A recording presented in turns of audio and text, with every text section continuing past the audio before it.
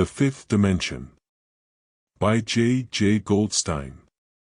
Chapter 2. The Book of Humanities.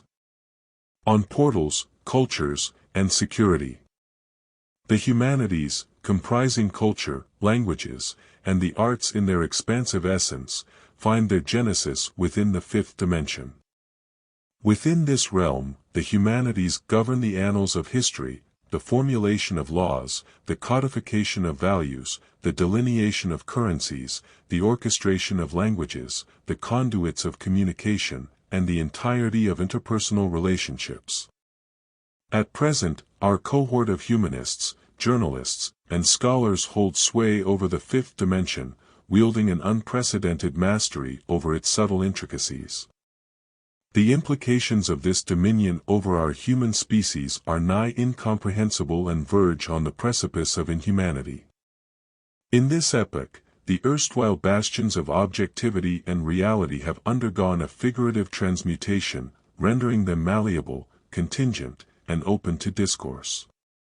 The modus operandi of the humanities is one of construction, a craft that begets social, cultural, and myriad other artifices born of the invisible human intellect ion. Conjoined with their advanced machinations and computational marvels, these humanists are endowed with the power to redraw the boundaries of faith, transmute nations, blur the lines of gender, and disseminate untruths with calculated intent through the conduits of news media.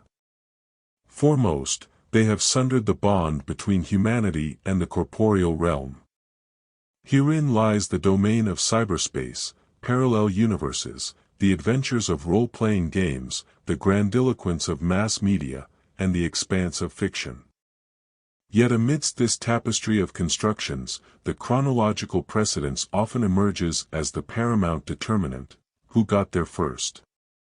When the Europeans first chanced upon the shores of America, they forged their own destinies, with proclamations of, "You are the sheriff, he is the professor, I am the priest." Similarly, upon the initial foray into the fifth dimension, the Americans reveled in their newfound dominion, with declarations of, "You make Europe Jewish, he subjugates the African Americans, I am the China expert." The quantifiers intrinsic to the domain of the humanities find their essence in measures of spatial expanse. In the historical encounter between the Americans and the Japanese, a lamentation arose from the samurai warrior class, contending that the Americans, lacking proficiency in swordsmanship and archery, were deemed illiterate in matters of their craft.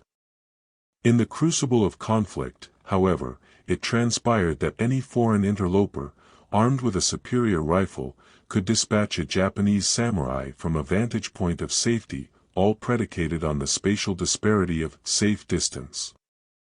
In the present epoch, the American safe distance influence upon Japan is executed from a remove, be it in the spheres of commerce, media, amusement, governance, or pedagogy. Notably, the cadre of experts appertaining to Japan comprises non-Japanese conoscenti. A parallel observation obtains with respect to China, wherein the assemblage of authorities on the nation is predominantly non-Chinese. To fathom these distances, the humanities requisition substantial portals to the fifth dimension. Their grand design resides in the arbitration and delineation of identities, historical narratives, ideological constructs, and semblances crafted for us, all from a remove. This spectacle bears resemblance to the observation of Western hackers manipulating systems on a computer screen, issuing decrees of, "You impose an embargo on Chinese semiconductors." He enjoins the German economy to deindustrialize. I supplant Japan with Starbucks and Netflix. In contradistinction to the empirical sciences, the humanities find their locus in the human condition, as our Chinese engineers undertake assessments of collaborative infrastructure endeavors along the contours of the new Silk Road. They return with the observation that Western intercessions have already permeated, erecting alternative realities that stoke local resentment, racism, and antipathy toward the seat of Chinese authority. These interventions engender disruptions in diplomatic relations, freeze financial assets, disseminate fabricated narratives, or initiate lawsuits with impunity.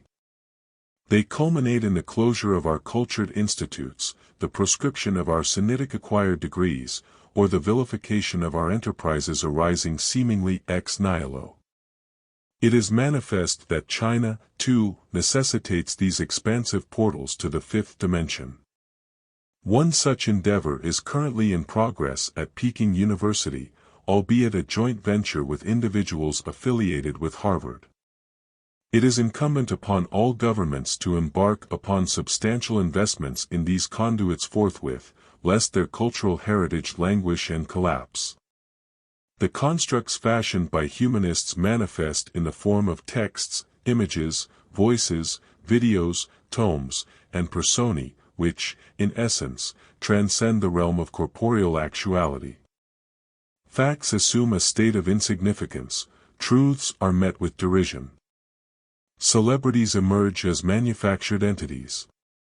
To imbue with actuality that which we deem of value, we must invoke patents, rights of ownership, and other artificial yet protective measures.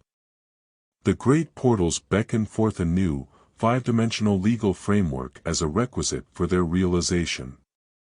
In the ideal conception, cultures fashioned ought not to assert dominion over others, for the fifth dimension is boundless. The terrestrial sphere, once deemed flat, now yields to the realization that culture transcends the confines of a mere orb. The great portals necessitate sophisticated infrastructures to fathom the depths of the fifth dimension. It beckons a reconfiguration of education, the establishment of legal scaffolds, and the establishment of centers of five-dimensional erudition. No longer should opportunists, hawliers, and academically unversed individuals purloin from texts and garner more prominence than our venerable seats of learning. Programmed extraneous cultures, appellations, trademarks, and jurisprudential codes warrant vigilant oversight, treated as potential contagions or incursions from afar. American jurisprudence ought not superimpose itself on Pax Sinica, just as Chinese laws find no jurisdiction in North America. This reflects the simplicity of Confucian reciprocity.